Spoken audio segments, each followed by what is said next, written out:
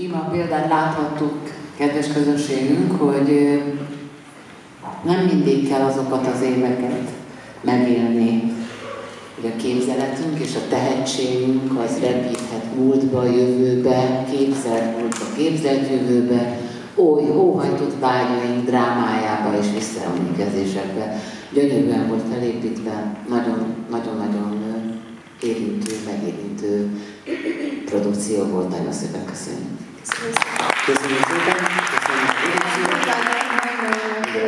Mert ezt Udvaros Dorka énekelte még nem a Városmagyarban, Merevényi Gézának egyébként a szép dala, és az ő elbeszélése, egy elbeszélő is, szép csendesen oda teszi, amit kell, és ez nagyon szép volt, és örülök, hogy ezt választottuk.